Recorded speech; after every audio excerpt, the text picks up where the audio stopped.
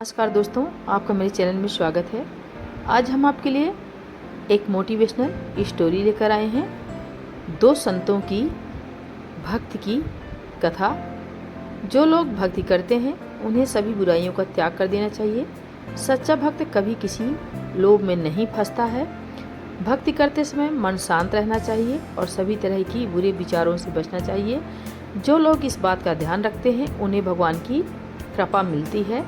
इस संबंध में एक लोक कथा प्रचलित है।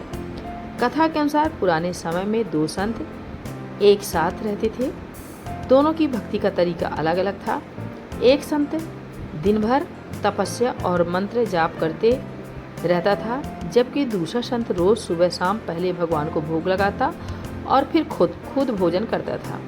एक दिन दोनों के बीच झगड़ा होने लगा कि बड़ा संत कौन है। इस दौरान वहाँ नारद मुनि पहुँच गए। नारद ने दोनों संतों से पूछा कि किस बात की लड़ाई कर रहे हो। संतों ने बताया कि हम ये तय नहीं कर पा रहे हैं कि दोनों में बड़ा संत कौन है। नारद ने कहा कि ये तो बहुत छोटी सी बात है, इसका फैसला मैं कल कर दूंगा। अगले दिन नारद मुनि ने मंदिर में दोनों संतों की जगह के पास हीरे की एक एक अंगूठी रख दी।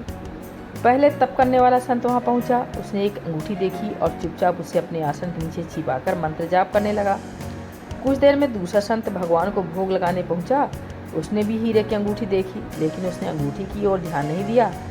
भगवान को भोग लगाया और खाना खाने लगा। उसने अंगूठी नहीं उठाई। उसके मन में लालच नहीं जागा, क्योंकि उसे भरोसा था कि भगवान रोज इसके लिए खाने की व्यवस्था जरूर करेंगे। कुछ देर बाद वहाँ नारद जी आ गए। दोनों संतों ने पूछा कि अब आप बताएं कि हम दोनों में बड़ा संत कौन है। नारद ने तपस्या करने वाले संत को खड़े होने के लिए कहा।